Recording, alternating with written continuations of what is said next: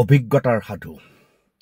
এখন দেশৰ এজন ৰজাই সেই দেশখনত এক অদ্ভুত নিয়ম প্ৰৱৰ্তন কৰিছিল। তেওঁৰ নিয়ম মতে যিসকল লোকে কাম কৰিব নোৱাৰা হয়, অৰ্থাৎ বয়সস্থ যিসকল লোক, সেইসকলক পৰিয়ালৰ লোকে নি এটা পাহাৰৰ একে সুশৃংগত গৈ এৰি থৈ আহিব লাগে, কাৰণ বৃদ্ধজন কোনো কামৰ মানুহ নহয়। বহু লোকে বৃদ্ধ পিতৃ মাতৃক ভাল পায়, কিন্তু ৰজাৰ নিয়ম মানিবই লাগিব, গতিকে নিয়ম তেওঁলোকে পালন কৰি আহে। গৈ আছে, সেইধৰণে গৈ আছে। সেইখন দেশতে এহাল পিতা আৰু পুত্ৰ আছিল। পুত্ৰই দেউতাকক যথেষ্ট ভাল পাইছিল। তেওঁলোকৰ পুত্ৰৰ মাতৃ নাছিল, কিন্তু যথাসময়ত দেখা গ'ল যে সেই বৃদ্ধজনৰ অৰ্থাৎ সেই পিতাৰ বয়স হৈ আহিল, কাম কৰিব নোৱাৰা হ'ল। কান্দি কাটি হৃদয় ভাঙি দেশৰ নিয়ম মতে পুত্ৰই নিজৰ দেউতাকক পাহাৰৰ ওপৰলৈ লৈ গ'ল আৰু সুশৃংগ পাহাৰৰ ওপৰত এৰি থোৱাৰ বাবে কোচত তুলিয়েই লৈ গ'ল, ওপৰলৈ কান্ধত তুলিয়াই লৈ গ'ল। কিন্তু পুত্ৰই পিতৃক এৰিব নোৱাৰিলে। ফলত তাত এৰি থৈ নাহি পিতাকক আকৌ ঘূৰাই ঘৰলৈ লৈ আনিলে আৰু ঘৰত লুকুৱাই ৰাখিলে। মাজে মাজে মনে মনে পুত্ৰই পিতৃক খাবলৈ দিয়ে আৰু সেইধৰণে জীৱন চলি থাকিল। খুব গোপনে পিতা আৰু পুত্ৰ ঘৰখনত থাকিল। সেইখন দেশৰ ৰজাই এদিন ঘোষণা কৰিলে যে প্ৰজাৰ মাজত কেইটামান পৰীক্ষা কৰা হ'ব। সেই পৰীক্ষাত যি উত্তীৰ্ণ হ'ব তেওঁক পুৰস্কৃত কৰা হ'ব।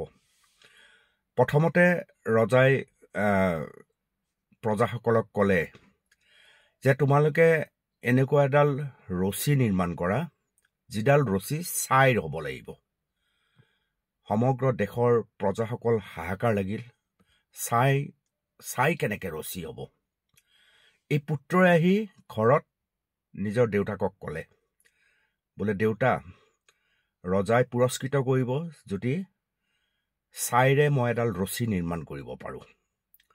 লগে লগে দেউতাকে অৰ্থাৎ পিতৃয়ে পুত্ৰক পৰামৰ্শ দিলে যে এডাল ডাঙৰ ৰছী আনা, এটা পাত্ৰত ৰছীডাল থৈ দিয়া আৰু ৰছীডাল যেনেকৈ থবা তেনেকৈ জ্বলাই দিয়া। তেতিয়া কি হ'ব, ৰছীডালে ছাই হ'লেও ঠিক ৰছীডালৰ আকাৰতে থাকিব। পিতাকৰ মতে পুত্ৰই কাম কৰিলে আৰু সেয়া গৈ ৰজাক দেখুৱালে আৰু ৰজাই পুৰস্কৃত কৰিলে পুত্ৰক।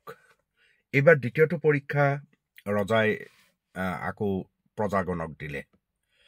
প্ৰজাগণক ক'লে যে তোমালোকে এনেকুৱা এটা ঢোল নিৰ্মাণ কৰা, যাক আঘাত নকৰাকৈ শব্দৰ সৃষ্টি হ'ব।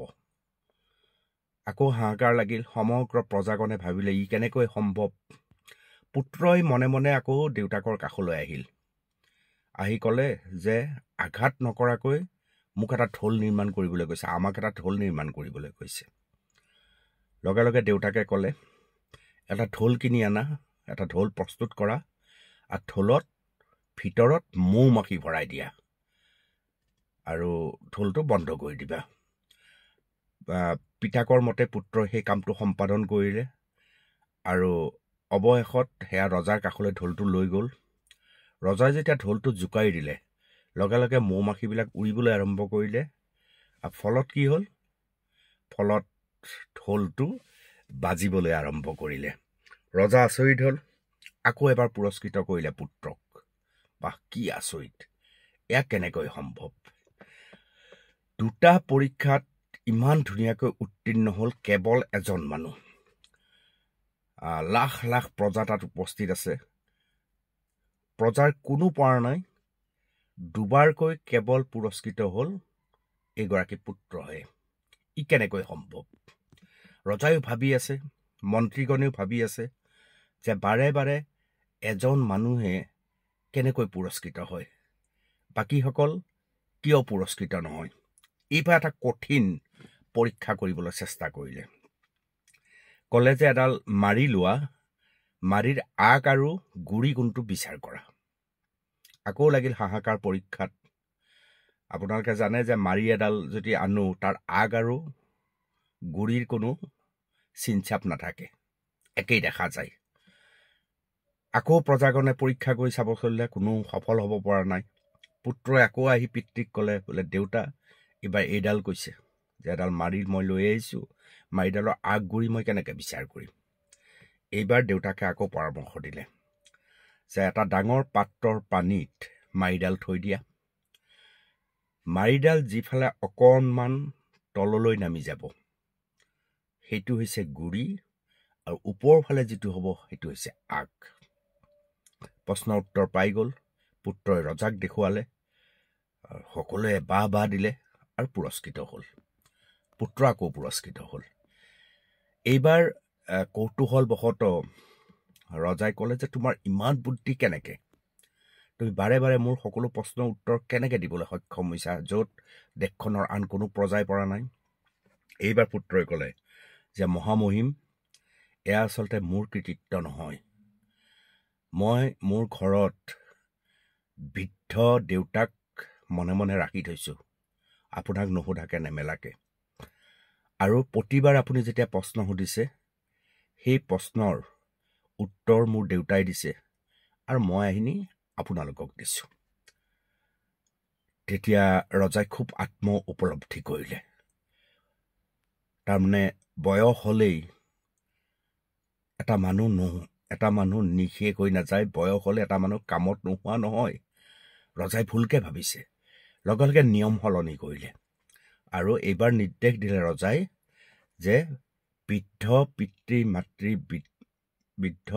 মাতৃ প্ৰতিটো সন্তানে নিজক ঘৰত সুন্দৰকৈ লালন পালন কৰিব লাগিব। কাৰণ বৃদ্ধসকলৰ যিটো অভিজ্ঞতা, সেই অভিজ্ঞতাই এজন ল'ৰাক 3বাৰকৈ মোৰ প্ৰশ্নৰ বিজয়ী কৰিবলৈ সক্ষম হৈছে। গতিকে বয়সস্থ লোকক আমাক প্ৰয়োজন আছে। এই সাধুকথাটোৰ পৰা কি বুজিলে? এই সাধুকথাৰ মৰ্মাৰ্থটো হ'ল যে অভিজ্ঞতা হৈছে জীৱনৰ আটাইতকৈ ডাঙৰ বস্তু, আৰু বয়স হ'লে অভিজ্ঞতা বাঢ়ে। অভিজ্ঞতাই আপোনাৰ ঘৰখনৰ আন অনভিজ্ঞসকলক অভিজ্ঞতাৰ দিশলৈ লৈ যাব পাৰে। গতিকে অভিজ্ঞতাক সন্মান কৰক, বয়সস্থ লোকক গুৰুত্ব দিয়ক আৰু তেওঁলোকৰ পৰামৰ্শ যিমান দূৰ পাৰি গ্ৰহণ কৰি জীৱনটো আগবঢ়াবলৈ চেষ্টা কৰক, নহয়নে? ধন্যবাদ।